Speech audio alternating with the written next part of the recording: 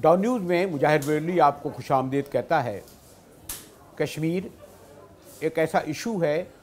کہ جو پچھلے 70 سال سے ساری دنیا کو دہلائے ہوئے ہے، اور پاکستان کے لیے تو کہا جاتا ہے کہ وہ شہ رگ ہے۔ آخر کشمیریوں کی یہ قربانیاں، یہ جدوجہد کب تکمیل تک پہنچیں گی، کب انہیں آزادی ملے گی، یہ ایک ایسا سوال ہے جس کا فوری طور پر جواب ممکن نہیں۔ آج مجھے خوشی ہے کہ میرے مہمان ہیں سردار مسعود خان، صدر آزاد کشمیر۔ سب سے پہلے تو سردار مسعود خان صاحب کو میں خوش آمدید کہتا ہوں۔ سردار صاحب، کشمیر کے ایشو پر جو جنرلی تو ایک ہمارے ہاں ایک روایتی طور پر ہمارے سرکاری میڈیا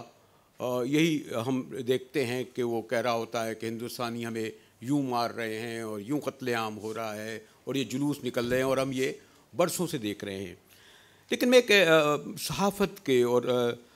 ہسٹری کے ایک طالب علم کی حیثیت سے، اور اگر میں غلط نہیں ہوں، بڑے رسپیکٹیبل معتبر لوگ بیٹھے ہیں، کچھ چیز مسنگ ہے، اور خیال یہ پایا جاتا ہے کہ وہ کتابوں میں بھی آیا ہے کہ بہرحال جو اس وقت کے بڑے اسٹیٹسمنٹس تو تھے، بڑے جواہر لال نہرو بہت بڑے لیڈر بھی تھے، لیکن یہ ان کا رومانس تھا کہ کشمیر اس کا حصہ ہو، اور اس کو انہوں نے چھپایا بھی نہیں۔ پھر جو لیڈرشپ تھی شیخ عبداللہ کی، جنہوں نے ہم نے ہیرو بنایا، اور غالباً اگر میں غلط نہیں ہوں کہ وہ یہاں پاکستان بھی جب آئے تھے اور پھر اچانک چلے گئے، شاید اس وقت اگر شیخ عبداللہ اور ان کی جو جماعت تھی وہ اگر پیچھے نہیں ہٹ جاتی، ڈسپائٹ اس کے کہ انہوں نے بہت قربانی دی، تو شاید اتنی خونریزی نہ ہوتی، اتنی طویل نہیں ہوتا۔ تو ایک حد تک سوری ٹو سے میں یہ کہوں گا کہ وہ جو 47 کی وار میں ہم وہاں تک پہنچ گئے تھے جب ہمیں سری نگر کی بتیاں نظر آنے لگی تھیں، ہم لوگ گئے، لیکن وہاں کی جو لبریشن کے لیے جو کشمیری لڑ رہے تھے، ان کی حکمت عملی کہہ لیں، ان کا کہہ لیں کہ ایک وقت میں انہوں نے ہندوستانی حکمرانوں کے دلی کے سامنے ہتھیار ڈال دیے۔ سوال تو میرا تھوڑا طویل ہو گیا، لیکن میں تھوڑا سا ہسٹوریکل بیک گراؤنڈ ضرور معلوم کرنا چاہوں گا، کیونکہ بہت ساری نئی جنریشن اب اس سے واقف نہیں۔ سردار صاحب، بہت سے لوگوں کو بہت سی باتیں معلوم نہیں ہیں۔ ایک چیز میں واضح کرنا چاہتا ہوں کہ 1947 سے لے کر اب تک ہندوستانی قابض افواج تقریباً 5 لاکھ کشمیریوں کو شہید کر چکے ہیں، اور آج آپ اور میں جب بات کر رہے ہیں تو میں پچھلے جمعے سے لے کر اب تک جو ہے وہ تقریباً 24 لوگوں کو ہلاک کر چکے ہیں، اور یہ جو ان کے محاصرے اور تلاشی کے آپریشنز ہوتے ہیں، کارڈن اینڈ سرچ آپریشنز، اس میں شہید کرتے ہیں، اور یہ انہوں نے ایک معمول بنا لیا قابض افواج نے۔ دوسرے یہ میں آپ کو بتانا چاہتا ہوں کہ آپ پیچھے چلے گئے تاریخ میں، تو میں یہ بتاؤں گا کہ پنڈت جواہر لال نہرو نے، اس کے بعد وائسرائے ماؤنٹ بیٹن نے،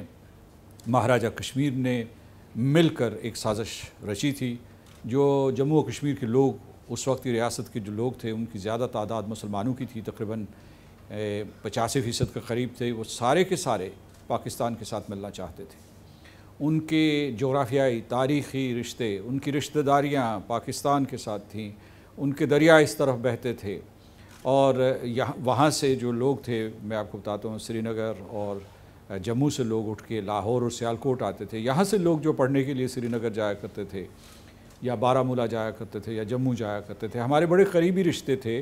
تو اس سازش کے ذریعے اس فطری رشتے کو کاٹ دیا گیا، اور اس کی سزا آج تک ہم بھگت رہے ہیں۔ ہندوستان نے کرنے کو تو قبضہ کر لیا، لیکن آج تک قبضہ جما نہیں سکا ہے۔ 71 سال گزر گئے ہیں، یہ 1990 سے لے کر اب تک کوئی 1 لاکھ لوگوں کو شہید کر چکے ہیں، کوئی 7 لاکھ فوجی وہاں انہوں نے متعین کیے ہوئے ہیں، اور یہ ان کی فوج کے آدھے حصے سے زیادہ حصہ جو ہے وہ کشمیر میں متعین ہے، لیکن وہاں سے یہی نعرہ بلند ہو رہا ہے، ہندوستان جاؤ، واپس چلے جاؤ، ہمارا کشمیر چھوڑ دو۔ تو ہندوستان کی یہ جو حکمت عملی تھی کہ کشمیریوں کو اتنا مارو کہ وہ جھک جائیں اور سر سجود ہو جائیں، اس کی یہ جو حکمت عملی تھی کہ ان کو ہم کوئی لالچ دیں گے، کسی ترغیب سے ان کو پھنسا لیں گے، یا وہاں جو اپنی حلیف جماعتیں بنا لیں گے، مثلا پیپلز ڈیموکریٹک پارٹی یا نیشنل کانفرنس، تو یہ ہمیں جو ہے کشمیر کو ہندوستان کی فیڈریشن سے ملا دیں گی۔ سارے اس کے حربے ناکام ہو چکے ہیں۔ ایک اور چیز میں آپ کو یہ بتانا چاہتا ہوں کہ کشمیریوں کے دل پاکستان کے ساتھ دھڑکتے ہیں۔ وہاں اس وقت مقبول ترین نعرہ یہ ہے ہم پاکستانی ہیں، پاکستان ہمارا ہے، اور یہ وہ ہندوستانی فوجیوں کے سامنے کھڑے ہو کے کہہ رہے ہیں۔ ان کے پاس جدید ترین اسلحہ ہے، وہ آئے دن ان کے گھروں کو مسمار کر رہے ہیں، اور اس کے بعد جب وہاں جنازے اٹھتے ہیں تو وہ جنازے جو ہیں وہ پاکستان کے پرچم میں لپیٹے جاتے ہیں، اور جو جنازہ اٹینڈ کرنے کے لیے لوگ جاتے ہیں وہاں، جن کی تعداد ہزاروں میں ہوتی ہے، بعض صورتوں میں لاکھوں میں ہوئی ہے، تو وہاں سارے کا سارا میدانوں کا رنگ جو ہے وہ گہرا سبز ہو جاتا ہے، جو پاکستان کے ہلالی پرچم کا نشان ہے۔ کیا وہاں کشمیریوں سے کوئی غلطی ہوئی تھی؟ کیونکہ یہ آپ کا ایک بہت اہم نقطہ تھا، تو میں آپ کو یہ بتانا چاہتا ہوں کہ یہ جو خطہ، جی لیڈرشپ کی بھی میں کشمیریوں کی بھی بات کرنا چاہتا ہوں۔ جو آزاد کشمیر کا خطہ ہے، یہ آزاد کشمیر کے لوگوں نے لڑ کے آزاد کروایا تھا۔ جون سے اپنی مہم کا انہوں نے آغاز کیا، انہوں نے جو ہے جولائی اگست میں باقاعدہ ایک فوجی سطح پہ مقابلہ کیا ڈوگرا فوج سے، اور ڈوگرا فوج کو کشمیر کے اس حصے سے دھکیل دیا۔ جیسے آپ کہہ رہے تھے کہ انہیں سری نگر کی بتیاں نظر آنا شروع ہو گئی تھی، یہ بات درست ہے۔ اس وقت تاریخ اس بات کی گواہ ہے کہ شیخ عبداللہ اگر ہندوستان کے ساتھ نہ ملتے تو یہ خونریزی نہ ہوتی، اور اس کے علاوہ جس طریقے سے ہندوستان نے اپنا قبضہ اور تسلط جمایا ہے مقبوضہ کشمیر کے اوپر، یا کشمیر کے ایک حصے کے اوپر، جموں و کشمیر کے ایک حصے پہ، یہ قائم نہ ہوتا۔ کیونکہ شیخ عبداللہ بہرحال ایک بہت پاپولر لیڈر تھے، اور اگر ہم نے پڑھا ہے کہ شیخ عبداللہ جو تھے، جو میرا بھی اتفاق سے سری نگر جانا ہوا، جو اس کا ایک بڑا مشہور چوک تھا، اور ایک پان نکال کر دکھاتے تھے اور قوم ان کے ساتھ نعرہ لگاتی تھی۔ پھر شیخ عبداللہ کے بعد میں یہ نہیں کہتا کہ ان کے الیکشن بہت فیئر اینڈ فری تھے، ان کے سیکنڈ فاروق عبداللہ الیکٹ ہوئے، third generation Omar Abdullah elect ہوئے، تو ایک خیال یہ جاتا ہے کہ بہرحال شیخ عبداللہ کی صورت میں he was a popular Kashmiri leader, اور ایک سائزبل میں کہوں، یا یہ نہیں کہہ رہا کہ اکثریت شیخ عبداللہ اور ان کی جماعت کے ساتھ تھی، کیونکہ وہ انڈیپینڈنٹ کشمیر چاہتے تھے، جبکہ ہمارا یہ زور تھا کہ شہرگ ہے، پارٹ آف پاکستان ہے، اس لیے شاید کشمیریوں کی آزادی ملنے میں پرابلم نہیں ہوئی۔ سردار صاحب بالکل درست کہہ رہے ہیں، شیخ عبداللہ مقبول تھے، ہر دل عزیز تھے، لیکن انہوں نے ہندوستان کے سہولت کار کے طور پر کام کیا۔ وہ اگر آزادی چاہتے تھے تو آزادی کا ایک الگ راستہ تھا، لیکن انہوں نے ہندوستان کے ساتھ الحاق کا راستہ اختیار کیا۔ یہ جو ہندوستان نے اپنے آئین میں اس کے آرٹیکل 1 میں جو لکھا ہے کہ جموں و کشمیر ہندوستان کا اٹوٹ انگ ہے، تو یہ شیخ عبداللہ کی وجہ سے ممکن ہوا۔ جو انہوں نے کنسٹیٹیوئنٹ اسمبلی بنائی تھی، یہ 1950 کی دہائی اب جو ہے اس میں یہ ہوا جب انہوں نے کنسٹیٹیوئنٹ اسمبلی بنائی تھی۔ تو میرے کہنے کا مطلب یہ ہے کہ وہ مقبول تھے، ایک حد تک مقبول رہے، پھر جو ہے وہ اتنے حد العزیز نہ بھی رہے، پھر جو ہے 1975 میں تو انہوں نے ہندوستان کے ساتھ مکمل طور پر سمجھوتا کر دیا تھا۔ میں یہ کہنا چاہتا ہوں، میری یہاں مقصد جو ہے کسی کی پگڑی اچھالنا نہیں ہے، کسی کی توہین کرنا نہیں ہے، ان کے چاہنے والے کئی لوگ ہوں گے، لیکن یہ بھی واقعہ ہے کہ آج ان کے مزار پہ ہندوستانی فوجیوں کا پہرا ہے۔ یہ میں آپ کو بتانا چاہتا ہوں، کیونکہ اس کے بغیر شیخ عبداللہ وہاں غیر محفوظ ہے۔ لیکن سردار صاحب پھر یہ بھی تو ہے کہ جو ہماری بعد میں گورنمنٹس آتی رہیں، اور میں پھر یہ کہوں گا کہ آئی نو کہ آپ اس وقت سٹنگ پریزیڈنٹ ہیں، اور اس اعتبار سے میں اس بات میں محتاط ہوں گا کہ آج کی گورنمنٹ کو اس کو انکلوڈ کروں، لیکن بہرحال ایسا لگتا ہے کہ جو ہماری بعد کی گورنمنٹس آئیں، میں وہی مشہور جملہ نہیں کہوں گا کیونکہ وہ جانے والا ہے، کہ ہمارے یہاں 10 سال میں 6 پرائم منسٹر بدلے، ہمارے یہاں خود کوئی ہم نے پارلیمنٹ ایسی نہیں آئی، یعنی یہ کہ جو کشمیر ہم شہرک تو کہتے رہے، لیکن جو پاکستان کی گورنمنٹس تھیں 47 سے لے کر میں تو 58 یا اس کے بعد بھی کہوں گا، چلیں ہم نے 65 میں لڑی، انہوں نے اتنی سنسیئرلی کشمیر کاز کے لیے نہیں کیا، نہ کہ وہ اپنے اس میں ایک دوسرے کے ساتھ دستوں گریباں رہے۔ 65 کی وار ایک الگ سوال ہے، اس پر بھی بہت سارے سوال اٹھتے ہیں۔ سردار صاحب 2 چیزیں ہمیشہ یاد رکھیں، ایک یہ کہ کشمیریوں نے 1947 میں خون دینا شروع کیا تھا، وہ آج بھی خون دے رہے ہیں، اور وہ ہندوستان سے ڈرے نہیں اور مرغوب نہیں ہوئے، اور ہندوستان کا قبضہ انہوں نے قبول نہیں کیا۔ اور دوسرے، پاکستان کشمیر کے سلسلے میں اپنے موقف پہ ثابت قدم رہا ہے۔ ان 2 وجوہات کی بنا پہ مسئلہ کشمیر زندہ ہے۔ تیسری وجہ یہ ہے کہ آپ کے پاس آزاد کشمیر کی ریاست ہے۔ اگر آزاد کشمیر کی ریاست نہ ہوتی تو یہ مسئلہ ختم ہو چکا، جوناگڑھ کا مسئلہ ختم ہو چکا ہے، حیدرآباد کا مسئلہ ختم ہو چکا ہے، کیونکہ آپ کے پاس کوئی ایسا خطہ نہیں جسے آپ آزاد حیدرآباد کہہ سکتے یا آزاد جوناگڑھ کہہ سکتے، لیکن آپ کے پاس آزاد جموں و کشمیر موجود ہے، آپ کے پاس گلگت بلتستان موجود ہے۔ تو اس لیے یہ میں کہنا چاہتا ہوں کہ یہ ٹھیک ہے حکومتیں بدلتی رہی ہیں، عدم استحکام کا شکار ہوئی ہیں، اور پھر جو ہے ان میں اختلافات رہیں، لیکن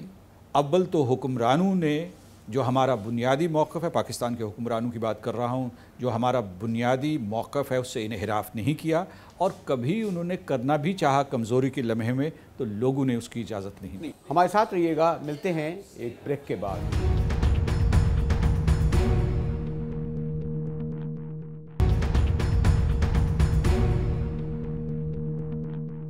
ڈان نیوز میں مجاہد ویلی آپ کو خوش آمدید کہتا ہے۔ آج ہمارے مہمان ہیں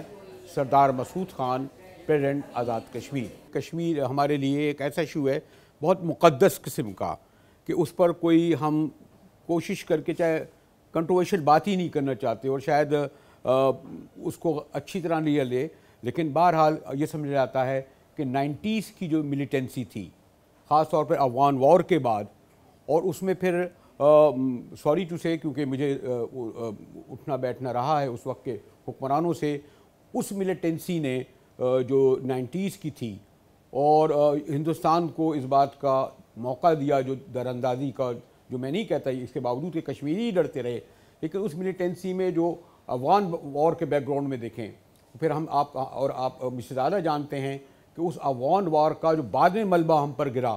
جو لاکھوں کی تعداد میں وہ لوگ جو آئے، اور پھر انہوں نے جو لشکر بنائے اور جو سپاہ بنائے، اور پھر جو ہمارے ملک کو وہ کیا، انہوں نے پھر یہ سمجھا کہ ڈیورل لائن کا جب وجود ختم ہو گیا اور یہ سب بارڈر کھلے ہو گئے، تو مجموعی طور پر وہ جو جینون کشمیری لڑ رہے تھے وار، جو جانے دے رہے تھے، اور اس میں سوری ٹو سے کیونکہ ہم وسیع تر امریکنز کے ساتھ اس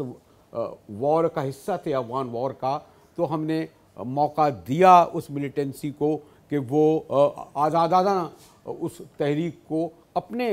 آئیڈیالوجی کے مطابق، اپنے سلوگن کے مطابق اس کو، سوری ٹو میں مسخ کا لفظ استعمال نہیں کرتا، لیکن نقصان ضرور پہنچایا سردار صاحب۔ دیکھیے میں آپ کو یہ بات بتاؤں گا کہ جو کشمیر کے سلسلے میں ہم 3 جنگیں لڑ چکے ہیں، ہندوستان اور پاکستان لڑ چکے ہیں، یہ دونوں ملکوں کے درمیان تھی، روایتی جنگیں تھیں، اس میں 1948 کی جنگ ہے، اور اس کی جنگ بندی جو ہے وہ 1949 میں ہوئی تھی، دوسری جنگ ہم نے 1965 میں لڑی، اور تیسری 1999 میں لڑی جو کارگل کی جنگ تھی۔ یہ کشمیر سے متعلق جنگیں تھیں۔ 1971 کو میں اس کیٹیگری میں شامل نہیں کرتا ہوں۔ اس کے بعد میں آپ کو جو 90 کی دہائی کی آپ بات کر رہے ہیں، تو اس وقت جو 1988 میں اور 1989 میں ہندوستان نے ظلم و ستم کی انتہا کر دی، وہاں سے کشمیری لٹے پٹے کشمیری نوجوان بھاگے ہوئے آزاد کشمیر آئے اور پاکستان آئے، انہوں نے پناہ بھی مانگی، اور انہوں نے قسم کھا رکھی تھی کہ وہ انتقام ضرور لیں گے، وہ بدلہ ضرور لیں گے، کیونکہ ان کے گھروں کو مسمار کیا گیا تھا، ان کو سینکڑوں کی تعداد میں قتل کیا جا رہا تھا۔ تو اس وقت پاکستانی ایک دوسرے کو سے پوچھتے تھے کہ تم کشمیر کے لیے کیا کر رہے ہو؟ تو یہ آپ نے اسے افغان جنگ کے ساتھ جوڑا ہے، میں ہندوستان کے ظلم و ستم کے ساتھ جوڑ رہا ہوں، اور اس وقت جو ہے بہت سے لوگ انہوں نے باقاعدہ مجاہدین کی تربیت حاصل کی، اور پھر جو ہے انہوں نے ہندوستان کے ساتھ جنگ لڑی۔ یہ کشمیر کے لیے چوتھی جنگ تھی جو اے سیمیٹرک وارفیئر تھا، یعنی یہ مطلب ایک روایتی جنگ نہیں تھی، 2 ملکوں کے درمیان نہیں تھی، لیکن وہاں کے لوگ اٹھ کھڑے ہوئے تھے اور ان کا کہ ہندوستان کی فوج کے ساتھ ہم لڑیں گے۔ سوری ٹو مسٹر پریزیڈنٹ، اس یہی میں آپ کو یہ کہہ رہا تھا کہ یہاں تک درست ہے، لیکن ان کا جو افغان وار جو لوگ لڑ رہے تھے، ان کا اپنا ایجنڈا تھا، اور کشمیر کا بالکل اس سے الگ تعلق تھا۔ انہوں نے اور پھر میں سوری ٹو سے میں بعد میں شاید اس کو وڈرا کر لوں کہ وہ جو ایک لشکر اور سپاہ بنے، انہوں نے اپنے طور پر خودرو طور پر اس تحریک میں شامل ہو گئے، اور وہاں یہ سمجھا گیا کہ وہ ان کشمیریوں کے لیے اجنبی تھے جو یہاں سے گئے ہمارے۔ یہ ذرا اعداد و شمار آپ اکٹھے کر لیجئے کہ جو مجاہدین تھے ان کی تعداد اس وقت کشمیریوں کی زیادہ تھی یا جو باہر سے گئے تھے؟ باہر سے جو گئے ہیں کچھ لوگ جو ہے انہوں نے، ہم اس کو در اندازی بھی نہیں کر رہے تھے کہتے تھے، کیونکہ اس کی وجہ یہ ہے کہ جو یہ کشمیر میں ہے، جموں و کشمیر میں جو لائن آف کنٹرول ہے کہ عارضی لکیر ہے یہ کشمیر کو تقسیم نہیں کرتی. لیکن میں صرف یہ آپ کو کہنا چاہتا ہوں کہ ایک اہم نقطے کی طرف آپ کی توجہ دلانا چاہتا ہوں کہ ہم کشمیری اور اہل پاکستان یہ نہیں سمجھتے کہ مسئلہ کشمیر عسکری ذرائع سے حل ہو سکتا ہے. ہم سمجھتے ہیں کہ یہ صرف سفارتی اور سیاسی ذرائع سے حل ہو سکتا ہے. دنیا کی ساری لبریشن وار جو ہیں وہ چاہے ویتنام وار ہو چاہے کوریا وار ہو وہ ہتھیار کے ذریعے ہی لڑی گئی کہ انہوں نے سرنڈر نہیں کیا. جی اچھا، دوسرے میں آپ کو یہ بتانا چاہتا ہوں کہ ہندوستان اس کے اوپر یقین رکھتا ہے کہ وہ ریاستی دہشت گردی سے، طاقت کی بے تحاشا استعمال سے کشمیریوں کو مغلوب کر لے گا. کیونکہ آپ یہ دیکھیے کہ 1947 سے لے کے اب تک وہ کشمیریوں کو اپنے ظلم و ستم کا، ظلم و استبداد کا نشانہ بنا رہا ہے. ہم ان کو یہ صلاح دیتے ہیں کہ آپ ریاستی دہشت گردی استعمال نہ کریں، کشمیریوں کو اتنا مجبور اور محصور مت سمجھیں. یہ لوگ ہیں، ان کو بھی حق خود ارادیت چاہیے، ان کو بھی آزادی چاہیے. تو یہ دو طریقہ ہائے کار ہیں. ایک طریقہ ہمارا ہے، ہم یہ کہتے ہیں کہ سیاسی اور سفارتی ذرائع سے مسئلہ کشمیر کو حل کیا جائے. آپ اقوام متحدہ کی قراردادوں کے ذریعے مسئلہ حل کر لیں، آپ دو طرفہ مذاکرات کر لیں، آپ سہ فریقی مذاکرات کر لیں، آپ ہندوستان، پاکستان اور کشمیریوں کے درمیان مذاکرات کروا لیں. آپ جو ہے کسی اور سہولت کار کو، کسی اور میڈییٹر کو، کسی اور ثالث کو دعوت دے دیں، وہ اقوام متحدہ کا سیکرٹری جنرل ہو. میں ہاؤس اوپن تو کرنا چاہتا ہوں، لیکن ایک اور جو اہم سوال، ہمارا ایک خطہ جو تھا اس 9/11 میں پورا انوالو تھا. اب میں یہ نہیں کہتا کہ ہماری اسٹیٹ انوالو تھی، ہماری گورنمنٹ انوالو تھی، لیکن بہرحال اس وقت امریکنس نے جس طرح ہماری سرزمین کو استعمال کیا، وہ ہم سے پوچھے بغیر جہاز لا کے لاتے تھے نا، ہم سے پوچھے بغیر یہاں اسلحہ اور ڈالر بانٹتے تھے نا، ہم سے پوچھے بغیر یہاں آفیسز کھولتے تھے نا. ہمارے بغیر ہی تو وہ تمام میں نام لوں گا کہ چاہے اسامہ ہو یا پتہ نہیں کون ہو، یہ ہم سے پوچھے تو نہیں لائے گئے. اور انہوں نے یہاں سے سب جب کچھ کیا تو پھر انہوں نے کشمیریوں کو، یا جو وہ لوگ ہم سب لوگ جو کشمیر کو آزادی کی تحریک سمجھتے تھے اور اس کے لیے ایک بہرحال سیکرٹری دیتے، وہ انہوں نے اس کو ایک ٹیررزم کے اس کے طرح لینا شروع کر دیا کہ یہ بھی گویا کہ تحریک ایسی ہے کہ جو آزادی کی جنگ کے بجائے دہشت گردی کی تحریک ہے. سردار صاحب بالکل درست کہا آپ نے کہ 9/11 کے بعد بہت سے ممالک نے، صرف ہندوستان نے نہیں، انہوں نے اپنے دشمنوں کو دہشت گرد کہنا شروع کر دیا، جن کو وہ دشمن سمجھتے تھے. اور جو آزادی کی تحریکیں تھیں ان کو دبانے کی کوشش کی گئی. جب بھی دبانے کی کوشش کی تو کہا یہ دہشت گرد ہے. اس میں ہندوستان نے اس کا بڑا استعمال کیا اور اس نے کشمیریوں کو دہشت گرد کہنا شروع کر دیا. جو بین الاقوامی قانون ہے اس میں فرق کیا جاتا ہے، جو آپ کے حریت پسند ہوتے ہیں اور دہشت گرد ہوتے ہیں، جو حریت کے لیے جد و جہد کر رہے ہوتے ہیں اور جو سویلینز کو نشانہ بنا رہا ہے. ہاں، تھن لائن ہے. اور دوسری یہ ہے کہ اقوام متحدہ میں اسی وجہ سے آج تک ٹیررزم کے اوپر ایک کنونشن پاس نہیں ہو سکا، کیونکہ اس میں اختلاف رائے موجود ہے. لیکن میں آپ کو یہ بات بتانا چاہتا ہوں کہ ہندوستان نے اس کا استعمال تو ضرور کیا ہے، اور ہم جو ہے دہشت گردی کی مذمت کرتے ہیں. ہم دہشت گردی کے خلاف نبرد آزما رہے ہیں. بحیثیت قوم ہم نے ضرب عضب کا آغاز کیا، رد الفساد کا آغاز کیا. ہم اس کے خلاف ہیں، ہم دہشت گردی کے خلاف ہیں، ہم اس سے جنگ لڑ رہے ہیں. ایک اور چیز جس کا میں اضافہ کرنا چاہتا ہوں وہ یہ ہے کہ اس وقت دنیا میں سب سے غیر مسلح ترین لوگ اہل جموں کشمیر ہیں، یعنی میرا مطلب ہے محفوظہ کشمیر کے لوگ ہیں. تو کہنے کا مطلب یہ ہے کہ آپ نے درست فرمایا کہ ہندوستان جو ہے ایک جھوٹی من گھڑت کہانی دنیا کو سناتا ہے کہ یہ جو کشمیری ہیں یہ دہشت گرد ہیں، جنگجو ہیں، انتہا پسند ہیں. حقیقت یہ ہے کہ وہ ان لاکھوں لوگوں سے ڈرتا ہے جو سری نگر کے لال چوک میں اکٹھے ہوتے ہیں اور وہ یہ کہتے ہیں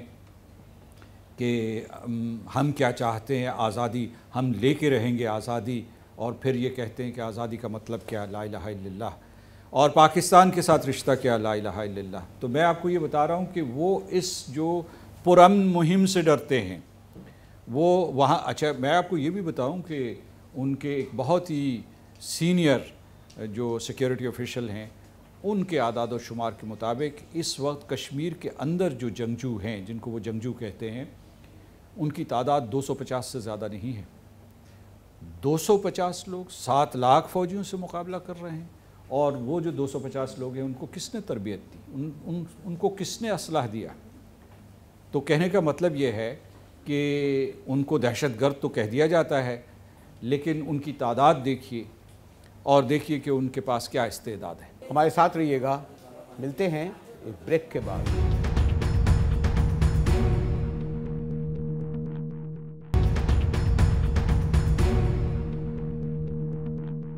ٹاؤن نیوز میں ایک بار پھر مجاہد بریلوی آپ کو خوش آمدید کہتا ہے، اور ہماری گفتگو ہو رہی تھی ہم سب جو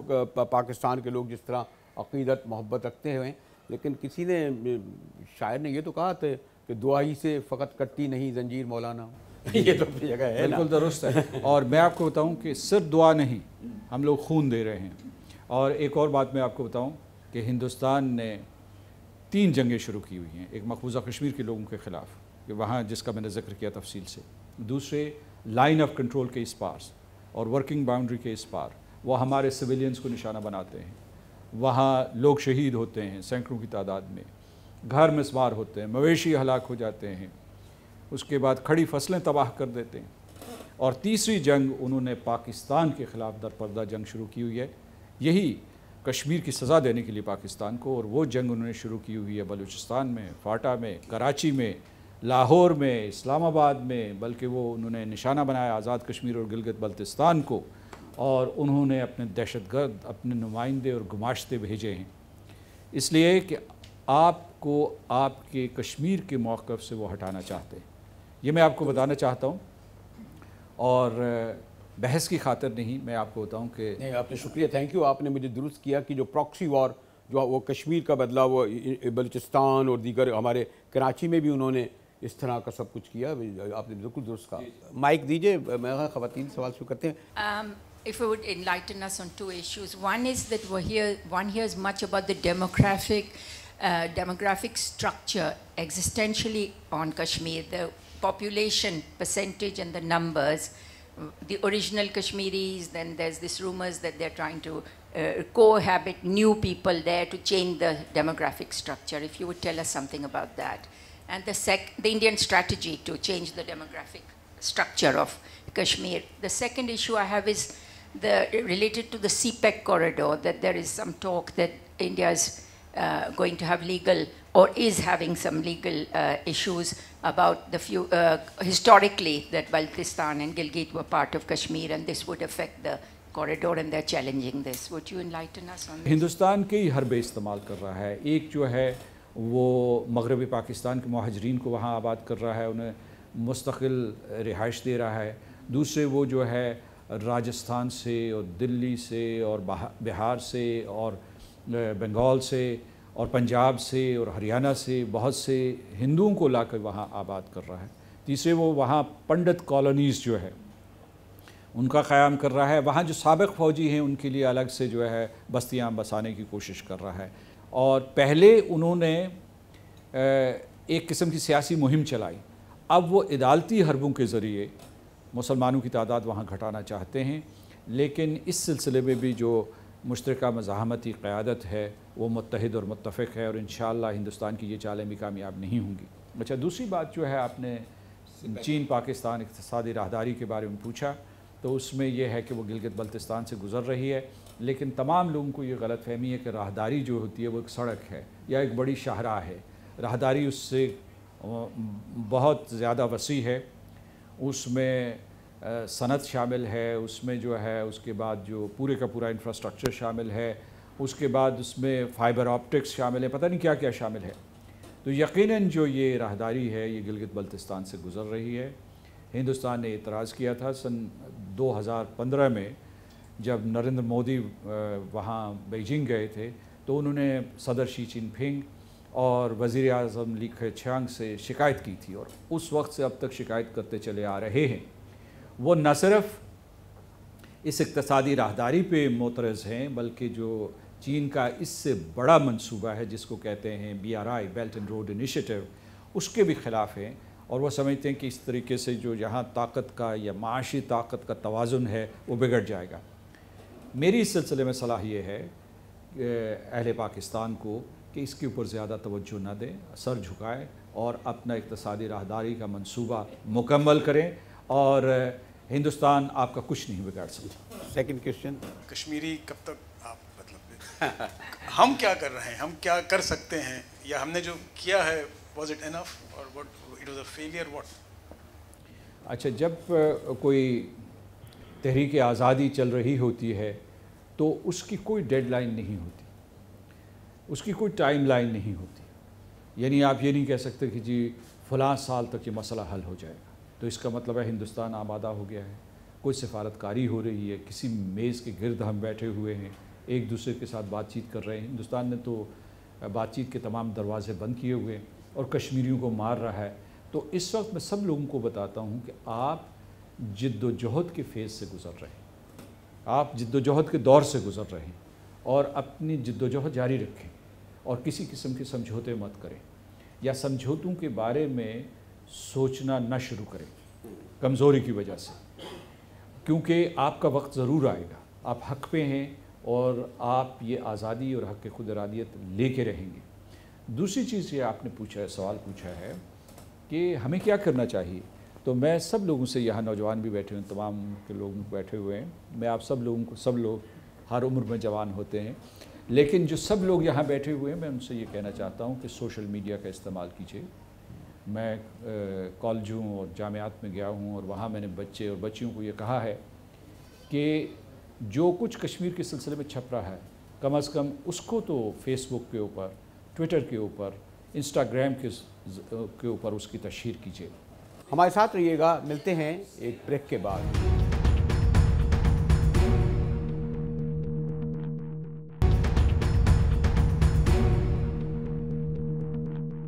ڈانیول مجاہد ولی آپ کو خوش آمدید کہتا ہے. گفتگو جس نہج پر ہو رہی ہے, ویری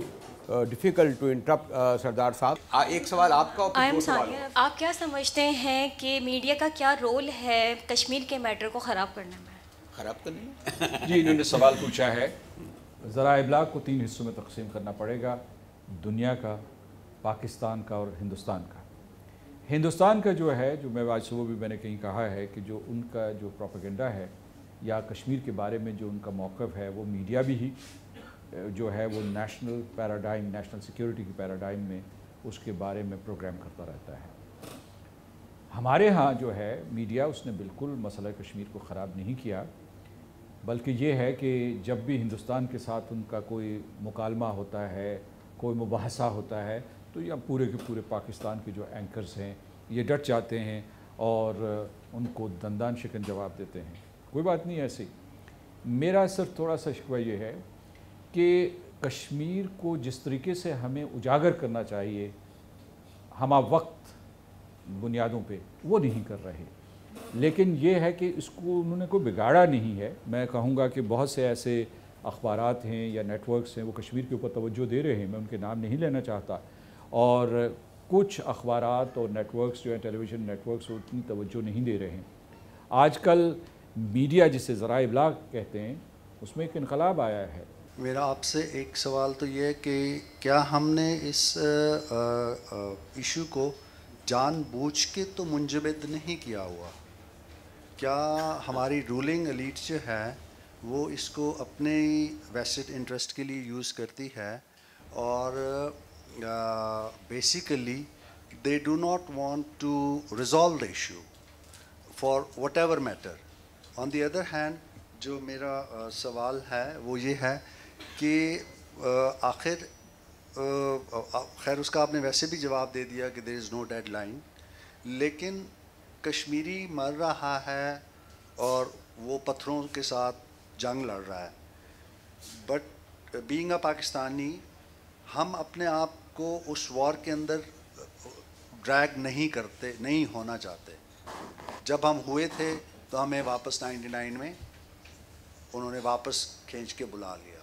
اب جب تک کہ میں خود نہیں جا کے اس کے اندر جاتا اور اس میں عمل پیرا نہیں ہوتا, تو میرا نہیں خیال کہ Pakistan can win this issue, especially considering کہ United Nation is a complete failure as far as Kashmir conflict is concern. Thank you sir. دیکھیے جی, آپ نے کئی نکات اٹھائے ہیں، اس میں ان سب کا جواب نہیں دے سکتا، لیکن میں آپ کو بتاتا ہوں۔ پہلی بات تو یہ ہے کہ مسئلہ کشمیر کو منجمد نہ کہیے۔ میں بین الاقوامی سطح پہ جن لوگوں سے بات کرتا ہوں، میں کہتا ہوں کہ اس کو منجمد کہنا ایک بہت بڑی زیادتی ہے، کیونکہ کشمیری خون دے رہے ہیں، جد و جہد اپنے عروج پہ ہے، ہندوستان کا ظلم و ستم اپنے انتہاؤں کو پہنچ چکا ہے، منجمد نہیں ہے، اور کشمیریوں کی جد و جہد جاری ہے پوری آب و تاب کے ساتھ۔ دوسری بات میں یہ کہوں گا، جی میں آپ کو بتا رہا ہوں کہ مقبوضہ کشمیر میں وہ لوگ قربانیاں دے رہے ہیں۔ دوسری بات یہ ہے کہ کچھ لوگ یہ سمجھتے ہیں کہ جب پاکستان کے لوگ یہ کہتے ہیں، یا پاکستان کی وزارت خارجہ یہ کہتی ہے، یا ہمارے قائدین یہ کہتے ہیں کہ ہم کشمیریوں کی اخلاقی، سیاسی اور سفارتی حمایت جاری رکھیں گے، تو وہ سمجھتے ہیں کہ یہ شاید وہ کوئی اعلان کر رہے ہیں کہ ہم جو ہے ایسے زبانی جمع خرچ کریں گے۔ یہ میں آپ کو بتانا چاہتا ہوں، تمام لوگوں کو یہ میرا پیغام ہے کہ اگر ہم صحیح طریقے سے سیاسی اور سفارتی مہم چلائیں تو ہندوستان کے ظلم کی اس عمارت کو ہم منہدم کر سکتے ہیں۔ یہ میں آپ کو بتاؤں، کیونکہ اس وقت جو ہے جس جذبے کی ضرورت ہے وہ سیاسی اور سفارتی مہم کے لیے ہے، وہ ابلاغ کے استعمال کی ہے، ابلاغ کے جو ذرائع ہمارے پاس موجود ہیں ان کے استعمال کی ہے۔ میں سمجھتا ہوں کہ ہندوستان جو ہے وہاں اپنی طاقت کے زور پر کشمیری کو دبانے کی کوشش کر رہا ہے، لیکن اس میں وہ کامیاب نہیں ہوا۔ ہماری جو کمزوری ہے وہ یہ ہے کہ ہمارے پاس ہم آزاد ہیں، آزاد کشمیر میں آزاد ہیں، یا پاکستان میں آزاد ہیں، کراچی میں آپ آزاد ہیں، تارکین وطن آزاد ہیں۔ کیا ہم اپنا کردار ادا کر رہے ہیں؟ کیا ہم کشمیریوں کی روداد، ان کی بپتا دنیا کے ایوانوں میں جا کر بیان کر رہے ہیں یا نہیں کر رہے ہیں؟ تو اسی لیے میں یہ کہہ رہا ہوں۔ اور تیسری چیز جو آخری نقطہ ہے، مجھے نہیں پتا تیسری یا چوتھی ہے، لیکن وہ یہ ہے، یہ میں آپ کو بتانا چاہتا ہوں کہ نہ ہندوستان سے مروب ہونے کی ضرورت ہے، نہ ہمت ہارنے کی ضرورت ہے۔ یہ ہماری قسم ہے، یہ ہمارا عہد ہے کہ ہم کشمیر کو ضرور آزاد کروا کے رہیں گے، اور ہندوستان کے ظلم کی اس طویل شب کو ہم ختم کریں گے۔ تو اس لیے کسی کو ہمت ہارنے کی ضرورت نہیں۔ میں لوگوں کو یہ مثال دیتا رہتا ہوں کہ جب آپ ہندوستان سے ڈرنے لگیں تو یاد کریں کہ آج سے 100 برس پہلے برطانیہ کہاں تھا، جس کی سلطنت پہ سورج غروب نہیں ہوتا تھا، اور آج برطانیہ کہاں ہے۔ ڈان نیوز کی جانب سے سردار مسعود خان صاحب کا اس لیے خصوصی طور پر شکریہ ادا کروں کہ وہ ایک پبلک پلیس پر آئے، انہوں نے تمام لوگوں کے جواب دیے، ڈسپائٹ آپ کو علم ہے کہ بعد صدر ہوتا ہے، اور بڑے حساس یعنی کشمیر جیسے کے صدر ہیں جس میں کچھ سوال کو کہیں بھی لا سکتا ہے، تو آپ سب لوگ مل کے میں خالد سردار صاحب کے لیے کلیپ کریں۔